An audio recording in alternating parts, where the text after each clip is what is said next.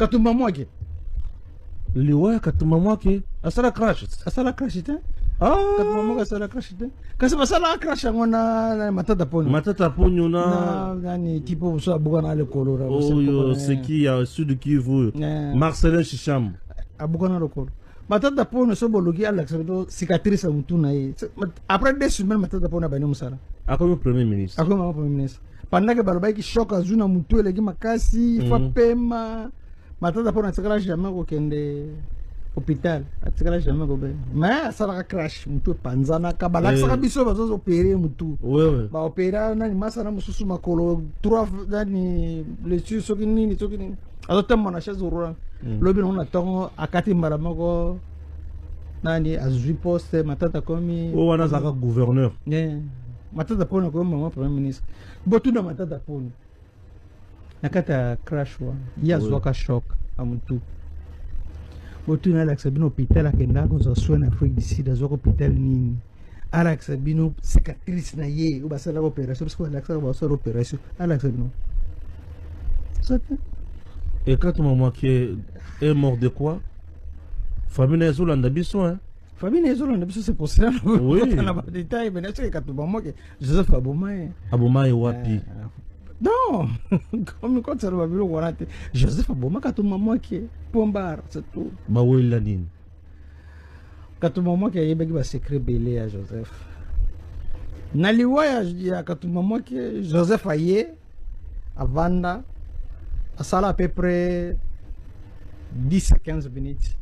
Tant avant, ce botali bomona ba chargé de sécurité ne bazo bimana ordinateur à tout moment que na sambula ba fidi kiango bash ba bimina ngo ba kotso na mutuka longwe. Tant mutuka longwe Joseph Atele mutazara ko animé journaliste za ko sala za Peru Luara. Botalango na mula alongo aqui bayaka juste kuzwa ordinateur ya kaduma moke na ndako bachanga mutu ka bayimba ki kaduma moke kufrani taibita Samba Kaputu même de quoi Delphin Kayimbi est mort?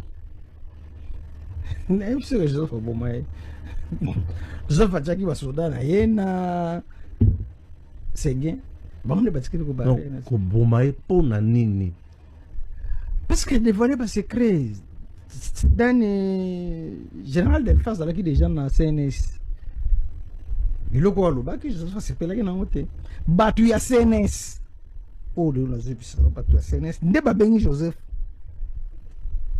ke mutuno awa alobi et ko beta na simana.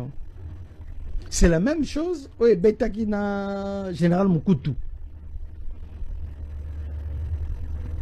Bino bozo maele te bino no stu.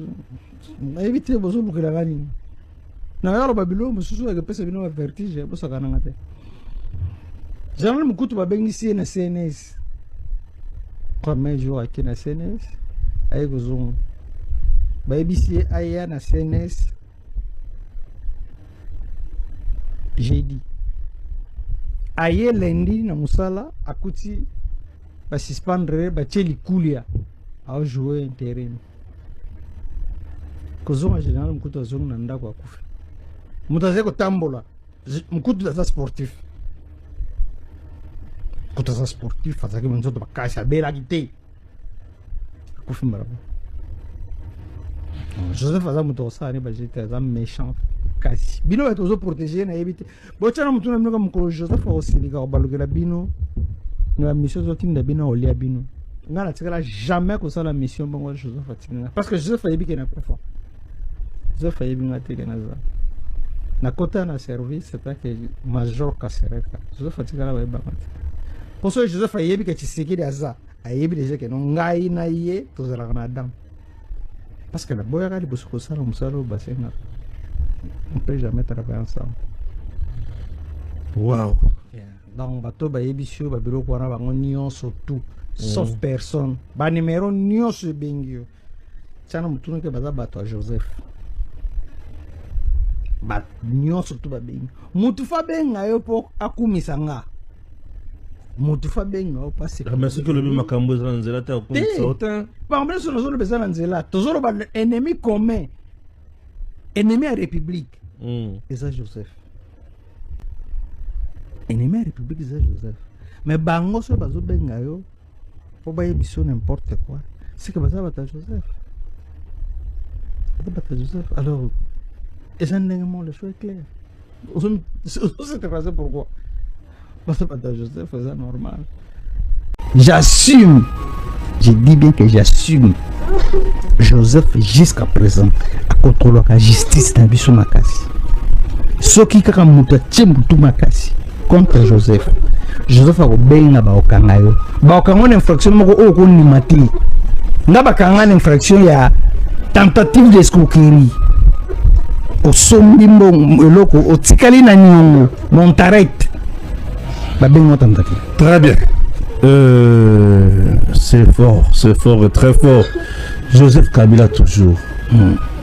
Apprêté comme le serment comme Joseph Kabila, mais il faut changer comme Joseph Kabila Kabangi. On t'appelle comme Joseph Kabila Kabangi, Ngoy Mukena. Ngoy Mukena, c'est à l'Obayango, L'Obayango pour Zavre. Mais ndako Stéphane comme na zone ngana sa no émission ba biloko wana ya banini zaba kano des abe femmes za biloko mikenge ça sert ngana lingi to sa no émission o na ko peso ba précision na ba date non banda bimbisa makambo mais sikoyo yo kundola sikoyo makambo lingi biloko wana o créer biso ba mana problème que le fait que nazana une assurance ya protection ya ngati mais événement déjà yo marqué mabe na Congo to liba ça vraiment ébélé donc c'est M23 on a une anga consort non biloko wana surtout na yebi yango bien mais sauf que zakaka kozanga koyoka ya bandeko na ngai sincèrement zakaka kozanga koyoka ya bandeko na ngai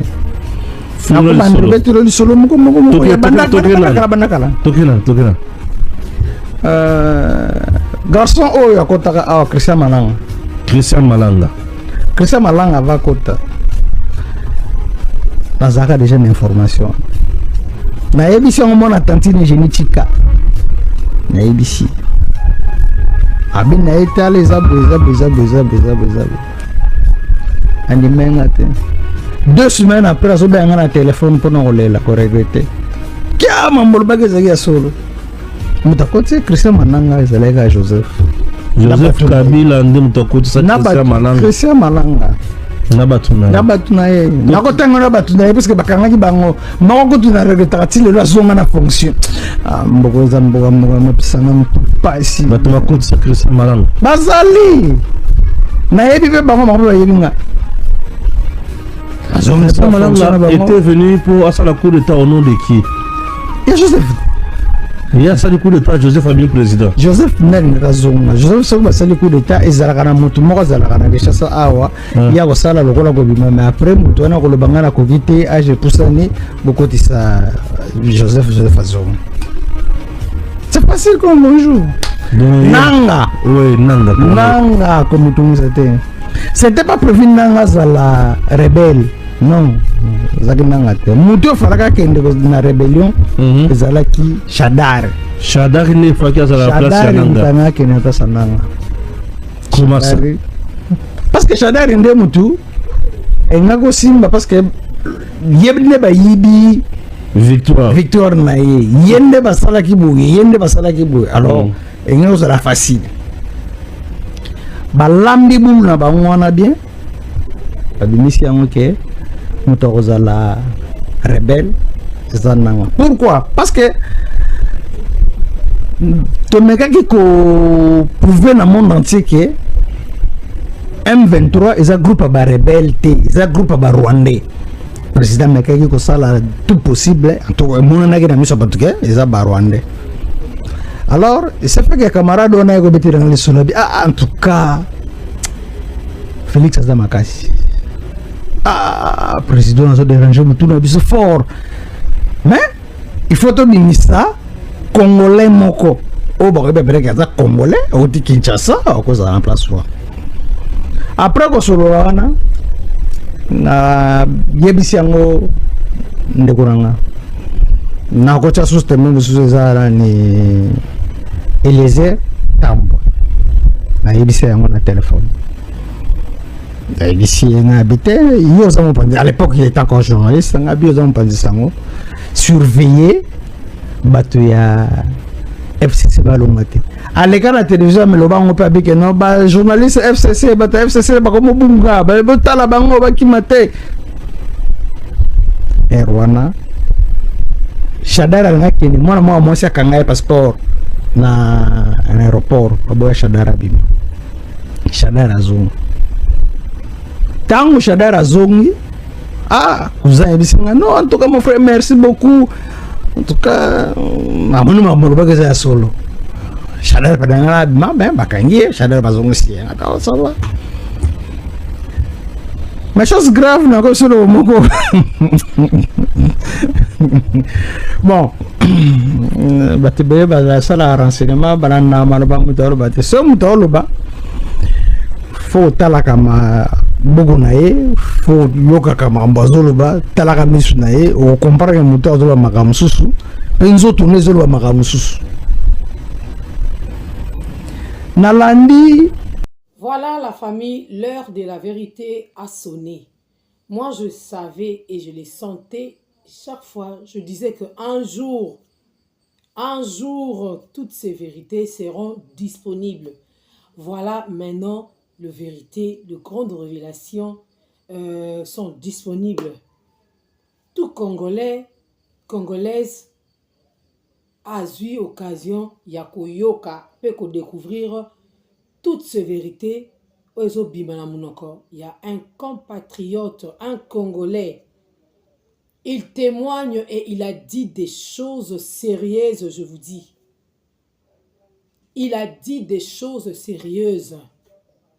Qui pouvait croire que Matata Ponyo n'a jamais connu un accident? Il n'a jamais connu un problème au niveau de la tête. Il n'a jamais été en Afrique du Sud pour se faire soigner.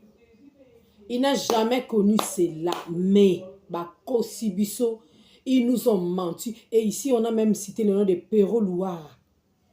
Il a donné des informations. Vous allez comprendre que Pero Louara a commencé à opérer depuis, il a commencé à opérer.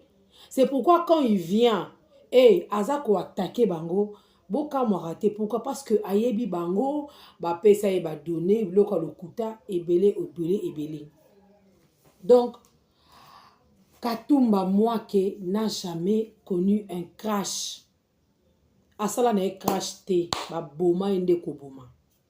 Alors, le monsieur ici qui nous révèle tout ça là, Azo mérité une certaine protection ou comment?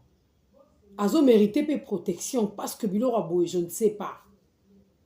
Mais moi, je savais qu'un jour, la vérité est kobandaka kobimaka. Likez, commentez, partagez. En tout cas, ça me fera vraiment du bien. Moi, je savais qu'un jour, la vérité est kobandaka kobimaka parce que politique, il y a Joseph Kabila et Zalaka politique, il y a quand ce monsieur n'a pas propos, lobby, Kabila ne faisait absolument rien. Lui, il venait juste, il s'est signé, à signer. Oh lobabou, ayebi makambango te, ayebi te. Ayebi te pe ayeba ki na été. Donc voilà un peu. Voilà un peu la famille. On peut décortiquer ensemble avec vous pour quelques minutes seulement. Oh. Katumba Mwake. Ouais, Katumba Mwake. Asala crash ite. Katumba Mwake asala crash ite. Kasi basala crash ngona matata ponyo. Matata ponyo na nani tipo usa buka na le kolora. Oh, c'est qui a Sud Kivu. Marcelin Chicham. Abuka na le kolora. Matata ponyo so bologi Alex do cicatrice mutuna yi. Après 2 semaines matata ponyo ba ni musala. Après le premier. 2 semaines après, le monsieur nous dit que 2 semaines après le crash, l'accident, le truc bidon, vous êtes trop méchant. Hein? Sans blague, vous êtes trop méchant. Matata Ponyo, est-ce que tu peux avoir le courage de regarder cette émission? Est-ce que tu peux regarder cette émission? Et matata pour nous, est-ce que Bino, na clan, na Bino, sauvons le Congo, sauvons la RDC. Est-ce que vous pouvez avoir le courage de regarder cette émission et de regarder ces messieurs vraiment en phase? Parce que eux, ils pensent, oui, donc, Baron Bazana, ils pensaient que ce garçon, ce monsieur ici, est déjà décédé. Donc, était mort. Alors, le monsieur est là, vivant. Matata pour nous. Est-ce que toi, tu avais fait un accident? Est-ce que toi, tu avais fait un accident? Vous avez fait l'accident ensemble. Marcelin Chisambo, Sogi Chisambo, Katuma Mwake et toi. Toi, tu es sorti vivant. Où sont les autres? Mensonge. Pendant que Baroba qui choque à Zuna Moutou et les Makasi. On écoute. Katuma Mwake. Le ouais, Katuma Mwake. Asala crash. Asala crash, hein? Katuma Mwake, Asala crash, hein? Katuma Mwake, Asala crash, et les gens ont pleuré. Les gens ont compati. Et voir même le politicien congolais qui avait connu cette vérité de Katuma Mwake, que Katuma Mwake n'a pas connu un crash, n'a jamais connu un accident. Crash et Salamate, mais ils ont compati avec la femme de Katuma Mwake. Ils ont compati avec les enfants. Ils ont fait des cérémonies officielles pour très bien enterrer Katuma Mwake avec des honneurs. La femme de Katumba, les enfants Katumba, vous avez suivi, vous avez écouté le monsieur ici. Les policiers congolais qui ont tué votre papa, ils vous ont aussi assisté au deuil, aux obsèques, na période ouana. Ils étaient toujours à vos côtés. Ceux qui bozo liana bando qui boko finir boué, nanga finira comme ça. Pero Louara, c'est comme ça que tu vas finir. Masala crash ngona matata poni. Matata poni na nani tipo usa bugana le kolora. Oh c'est qui a sud Kivu? Marcelin Chicham. Abugana le kolora. Matata poni so bologi Alex do cicatrice mutuna yi. Exactement. Montre-nous la cicatrice. Comme premier ministre. Matata poni, montre-nous la cicatrice. Tu as participé dans le mal et après quelques jours, tu deviens premier ministre. Mapon. L'homme à la cravate rouge, Mapon, premier ministre. Donc, ils ont qui va sacrifier sa modèle pour voyager ensemble. Est-ce que. On doit aussi se poser des questions. Est-ce que bateau va voyager? Est-ce que ces gens, avion peut voyager? Mensonge sur mensonge. Pendant que Baroba qui choque à Zuna Moutou et les Makasi, Fapema, Matata pour un jamais au Kende. Hôpital, atikala jamais gobe. Mais ça va crash mutu panzana kama na saka biso bazo opérer mutu. Ba opérer na ni masana mususu makolo 3 dani blessure sokini. Alors tellement na chaise roulant. Lobi on attend akati maramako nani azui poste matata komi o wana zaka gouverneur. Matata pona comme maman premier ministre. Botu na matata pona. Nakata crash wa. Yazo ka shock amutu. Quand Alex Sabino hôpital à Kenda, on a soin d'Afrique d'ici dans l'hôpital ni Alex Sabino cicatrice naïe ou bas opération parce qu'on a accès à l'opération. La politique congolaise, trop de mensonges, je vous dis, trop de mensonges. Matata Pogno n'a jamais connu un accident. Il n'a jamais été à l'hôpital. L'acception cicatrice. Obélate, Mousso a eu chaise roulante avant dit Obélate, qu'on a fait dans la chaise roulante au Sahel. Eh, mon Dieu, ça c'est quelle histoire ça? Oh non! Alex Sabino. Et quand maman qui est mort de quoi? Famille Nezolanda Bisson, hein? Famille Nezolanda Bisson, c'est pour ça. Oui. On a pas de détails, mais là, c'est quand maman qui Joseph Abomaye. Abomaye Wapi. Non! Comme quand ça va venir au Warate. Joseph Abomaye, quand maman qui est Pombar, c'est tout. Bah oui, Lanine. Quand maman qui est secret belé à Joseph. Naliwaya, je dis à quand maman qui est Joseph Aye, à Vanda, à ça à peu près 10 à 15 minutes. Quand on a vendu ce bouteille, on a chargé de sécurité ne bazobima na ordinateur ya katuma mwake na sambula bafidi kiango bash babimi nango bakoti na mutuka elongwe ntango mutuka elongwe Joseph atelemi mutu azalaki koanime journaliste azalaki kosala eza Pero Luara. Pero Luara ne manque jamais na ba complot. Pero Luara connaît beaucoup. Et vous allez remarquer que c'est comme si sa tête-là ne fonctionne pas du tout bien aussi. Vous allez comprendre que Pero a un problème. A un problème.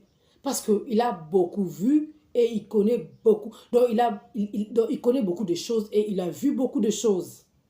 Il ne sait plus parce que vérité, côté à la vérité, il est obligé de sortir de vérité. On nous dit ici que Joseph Kabila il a fait seulement 15 minutes. Et ses agents de sécurité ont allé prendre son ordinateur. C'était sous la pluie. Ils ont pris, donc je ne sais pas, un parapluie ou ils ont pris quelque chose pour protéger l'ordinateur, la machine. Et la question, on a posé la question au monsieur, pourquoi Joseph avait tué Katumba Mwake? Le monsieur en question nous répond que parce que Katumba connaissait beaucoup de secrets, beaucoup de vérités sur Joseph Kabila. Il connaissait beaucoup de vérités. Pourquoi? Parce qu'ils marchaient ensemble, ils vivaient ensemble, ils mangeaient ensemble, ils se connaissaient bien. C'est pourquoi je lance déjà un message à Nanga. Tu finiras comme ça. Bon, okobunga, okolimwa. Okolimwa pe kakaboye. Okolimwa, oui. Mais c'est triste alors. Attendez, s'il vous plaît.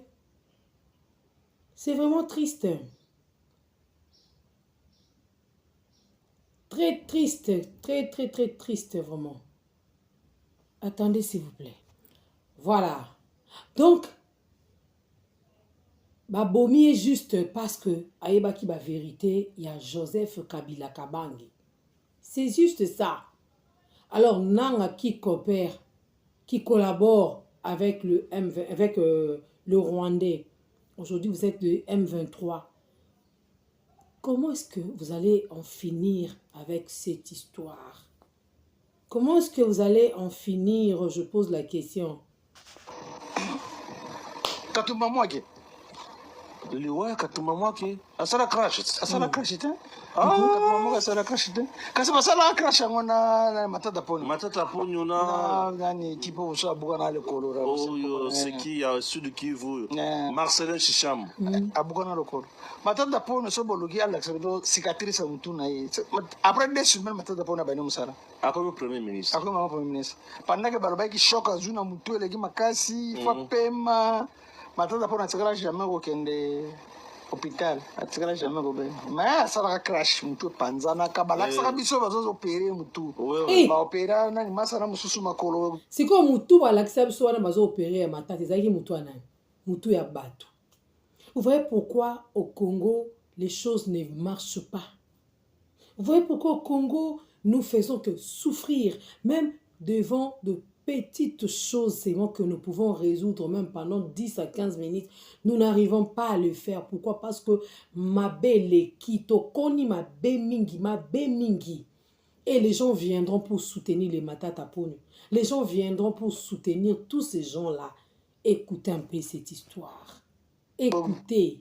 Trois fois les sokini alors mon achat zoro lobi on attend akati maramago Azuposte matata komi wana zaka gouverneur matata pona komi maman premier ministre botu na matata pona nakata crash wa ya soka shock amutu botu na l'accès hôpital akenda ko zo soin Afrique du Sud zo hôpital ni Alex Bino cicatrice na ye ou basala opération parce que Alex va faire opération Alex Bino.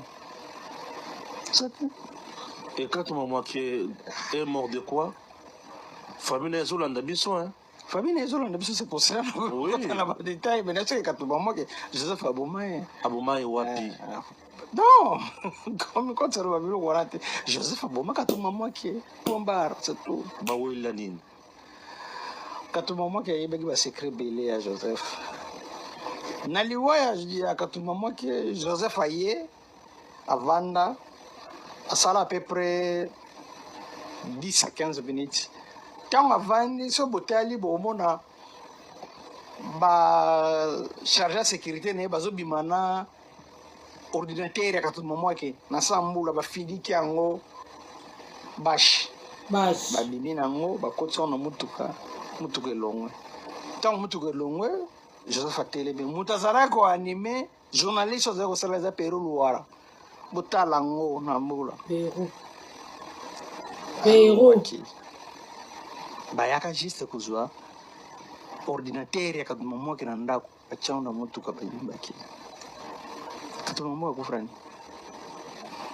utayibite Samba Kaputo même de quoi Delphin Kayimbi est mort na yebisi que Joseph Abomaye Joseph atiaki basoda na ye na senge bango nde batikeli Bomaye mpo na nini parce que dévoilé basecret dani général Delphin azalaki déjà na CNS eloko balobaki Joseph asepelaki nango te bato ya CNS oyo lelo nazobisala bato ya CNS nde babengi Joseph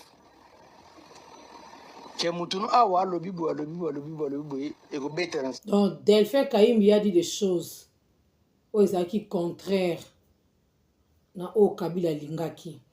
Allez kuna ezali ka osakani ka bakati osakani kingo osakani baleki yo bazoleka mutuka bazoleka na balabala.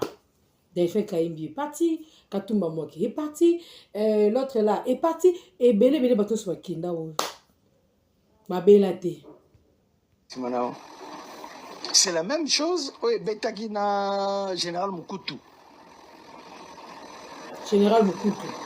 Bino bozo maele te bino no na éviter bozo bukela gani.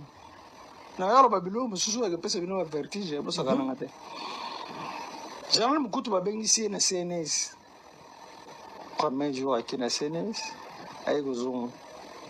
Babisi aya na CNS. J'ai dit. Aye lundi na musala akuti ba suspendre ba tcheli kulia a jouer un terrain. Kozonga Général Mukutu azonga na ndako akufa. Mutaze ko tambola. Mukutu da sportif. Kutaza sportif fazaki mzoto bakasha bela gite. Akufa Paix à son âme, vraiment mon général Timothée Mukutu. J'ai beaucoup de choses à dire. Je me réserve. Au pouvoir nini. Même les coups yawana on les capé kabouy. C'est comme ça donc c'était comme ça avec Joseph, c'était comme ça avec Kabila. Il faut qu'on change laye, il faut qu'on tosaye, il faut qu'on dima oh ya lingi. So boyango en tout cas olala. Okoliambouma au Barnabé Loba. Vous savez, il y a combien des orphelins qui sont restés par rapport à Baliwa, Batata, Nyonso, Ototanga, Awa, Oh, Papa, Nabiso, Oazoloba. Combien d'orphelins Batikali? Combien de familles ont été troublées? Que pour Joseph Kabila. Koliana Ndoki, Aolia Yo. Ndoki Abomaka, Yangoyo. Il a maltraité des Congolais. Il a brisé le cœur des Congolais. Mais, des fois, ça m'étonne quand il y a d'autres personnes. Non, il doit revenir au pouvoir. Il doit rentrer. Il doit vraiment rentrer. Joseph Kabila. Bozoyo kabatu nyonso oyo. Ba tête bien faite nyonso elala na se oyo. Ba mitu nyonso oyo nyonso totangi ya elala na se oyo. Ça fait trop mal. Alors que ça fait trop mal, je vous dis que ça fait trop mal. Sauvons le Congo à Binoro, on n'a pas besoin de ça. Pero Louara, Bibika, Pinga, vous êtes au courant de tout ça. Sauvons le Congo à Bino et qui est nulle part. Et nous avons même, nous au Congo, ici à Kinshasa, on n'a pas besoin de sauver le Congo. C'est seul Dieu qui peut nous sauver. Bino Batamonkete to Boy. Trop de bêtises, on en a marre, on refuse vraiment. Toboy. Arrêtez avec vos histoires là, sauvons le Congo, sauvons le Congo. En quoi vous allez sauver le Congo? Ressusciter Katumba Mwaki, maintenant Timothée Mukutu, Bola Moussabango. Comme ça, vous allez très bien sauver le Congo. Si ces gens-là, défunt Kaimbi wana nyonso soki bazongi te bebe ozonga te toi donc tu contrôles la justice ti le contrôle la justice Shadari boko finir pe boy ndeba mukuntu bakenda mabele bebo kabila kolia pe bino akolia pe bino tozaka ye pa kolia bino mais tout le monde bango condoléances t'as ba bouquet de fleurs rebelles des mauvaises personnes. Dieu vous voit. Na bato boluka pe ko trahir mboko au Congo bo wando kende pe ka bongo ba traître bo vandi na ye bo akolia bino bo wando kende bongo tant que biso pe tozo lela tozo souffrir to luka bolama mboko tozo mona te boko lela pero boko sila boye l'autre là c'est qui nanga boko sila boye je vous dis que vous aussi la boye. Voilà un peu la famille, on se retrouve plus tard hein? Masolo olobeze belé olobeza mingi. En tout cas, je suis là dans une émission. On va faire des analyses par rapport à Makamon de quoi lobby. Tellement que c'est profond. Je reviendrai plus tard. Merci beaucoup. Très bon jeudi. Très bonne journée à vous. Vendredi. Nous sommes vendredi. Hein? Très bon vendredi. On se retrouve plus tard alors. Merci beaucoup.